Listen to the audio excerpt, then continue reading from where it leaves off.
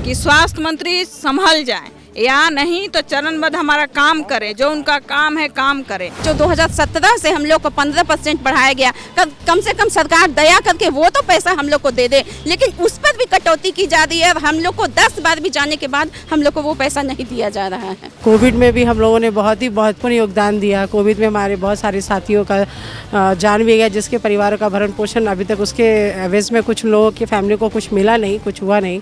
नमस्कार, the news post देख रहे हैं आप और मैं हूं समीर।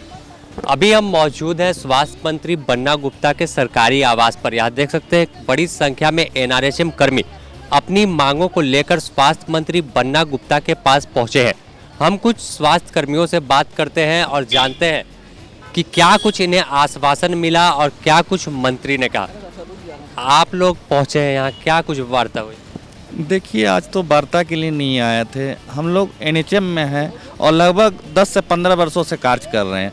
हम लोग को एक अल्प मानदेय दिया जाता है, जैसे ठेकेदार जैसे रखता है ना, उसी तरह सरकार हम लोग को ठेके जैसा काम करा रहा है। और ये एक टेम्पोररी बेसिस था जो इन लोग आज 5 से 10 साल या 15 साल तक लेके गया। तो मैं इसके सिलसिले में इससे पहले भी स्वास्थ्य मंत्री सबसे मिले थे। उन्होंने कहा था मैं एक पीत पत्र जारी कर रहा हूँ, 1 महीना में तुम लोग का समायोजन के लिए एक कमेटी तैयार होगा। 1 महीना का डेडलाइन 17/11 को ख़त्म हो गया, लेकिन अभी तक ये कमेटी बनी नहीं है। इसी के लिए स्वास्थ्य मंत्री के पास आए थे कि आपका विभाग का सचिव कब ये कमेटी तैयार करेंगे और हमारे समायोजन नियमितीकरण की राह में ले जाएंगे। यदि हमारे समायोजन नियमितीकरण की राह में नहीं लाएंगे तो हम लोग चरणबद्ध आंदोलन करेंगे। ये आंदोलन भूख हड़ताल तक जाएगी। कितना की संख्या में आप लोग टोटल है? लगभग 10,000 की जनसंख्या में हम लोग एनएचएम कर्मी हैं और 10,000 स्वास्थ्य कर्मी का आगाज है आज कि स्वास्थ्य मंत्री संभल जाए या नहीं तो चरणबद्ध हमारा काम करे, जो उनका काम है काम करे, और नहीं तो संभल जाए। अब हम चरणबद्ध आंदोलन करेंगे और यही आगाज देने आए थे। उनका पीठ पत्र जारी किए 2 महीना हो गया, अभी तक उसका कहाँ है पीठ पत्र कोई पता नहीं है। 3 सदस्यीय कमेटी बनने वाली थी, कमेटी कहाँ है हमें नहीं मालूम। तो आज बस यही हम लोग आगाह कराने आए थे और बस अब आगाज है, आगाह नहीं आगाज है आज से।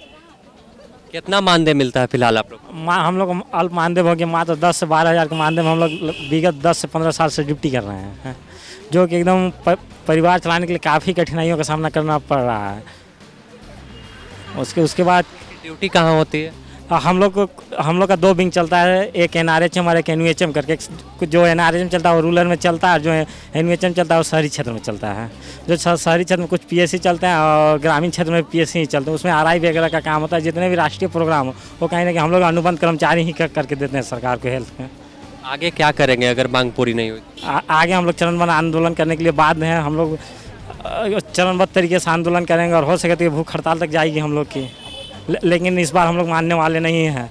कितना समय से अपनी मांगों को लेकर आंदोलन कर रहे हैं? मंत्री से मिल रहे हैं या अधिकारी से? विगत हम लोग तो 12-14 साल से हम आंदोलन कर रहे हैं।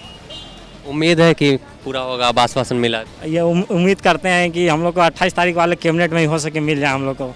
हम लोग को 16 साल हो रहे हैं और 16 साल में हम लोग को 16,000 रुपये मानदेय मिलता है, जितने में कुछ भी एक अच्छी तरह से एक परिवार भी नहीं चल सकता है हम लोग का। दवा दारू, हॉस्पिटल का खर्च, बच्चे का स्कूल का खर्च, राशन पानी, गैस, ना ही हम लोग के पास आयुष्मान कार्ड है, ना ही हम लोग के पास ईएसआई कार्ड है। और जो 2017 से हम लोग को 15% बढ़ाया गया, कम से कम सरकार दया करके वो तो पैसा हम लोग को दे दे, लेकिन उस पर भी कटौती की जा रही है। और हम लोग को 10 बार भी जाने के बाद हम लोग को वो पैसा नहीं दिया जा रहा है। कितना उम्मीद है स्वास्थ्य मंत्री से आज मिली तो आश्वासन मिला है कि उस पर अमल होगा? स्वास्थ्य मंत्री जी ने आश्वासन दिया है तो करके दिखाएंगे भी, ऐसा विश्वास लेके हम लोग आए हैं यहाँ पे। और एक बहुत ही बड़ी उम्मीद लेके जा रहे हैं कि सरकार हमारा कल्याण करेगी। हमें इस सरकार से बहुत आशाएं हैं और हमारे स्वास्थ्य मंत्री जी ने अगर कहा है तो वो करेंगे। हम लोग डायरेक्ट समायोजन के लिए आए हैं। हम लोग आज 15 साल से सर्विस दे रहे हैं एनआरएचएम में, तो समायोजन के लिए हम लोग आए हुए हैं। क्या कुछ आश्वासन मिला?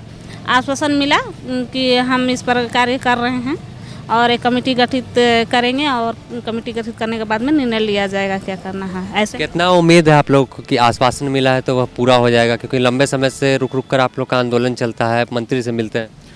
उम्मीद तो लंबे समय से करते आ रहे हैं, लेकिन अभी भी उम्मीद है, उम्मीद तोड़े नहीं है। लेकिन अब मंत्री साहब आश्वासन दिए, पहली बार इतना मतलब उम्मीद से आश्वासन मिला है।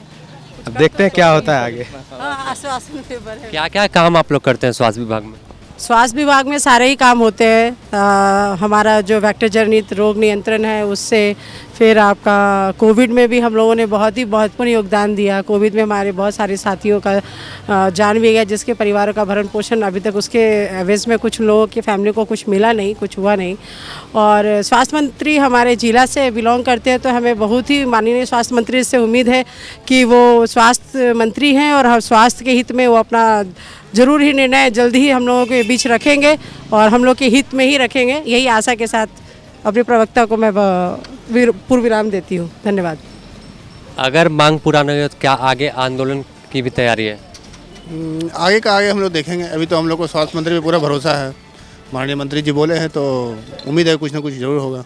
आप आंदोलन की बात बोले तो हम लोग का आश्वासन दिए हैं, अगर आश्वासन आप जितना दिन का टाइम दिए हैं उतना दिन का हम लोग इंतजार करेंगे, उसके बाद फिर हम लोग आंदोलन को जारी रखेंगे। ये कर्मी हैं, एनएचएम के हैं, और एनआरएचएम जो ग्रामीण क्षेत्रों में कार्य करती है और एनएचएम शहरी क्षेत्रों में, तो इन्हें उम्मीद है स्वास्थ्य मंत्री बन्ना गुप्ता से जब आश्वासन मिला है तो कि इनकी मांगों पर विचार किया जाएगा और आगामी जो 28 तारीख को कैबिनेट की बैठक है उसमें इनके प्रस्तावों को पास किया जाए। फिलहाल इन्हें 10 से 12 हज़ार रुपये मानदेय मिलता है, लेकिन अगर इनकी मांगों पर विचार नहीं होता तो इनके में गुस्सा भी है।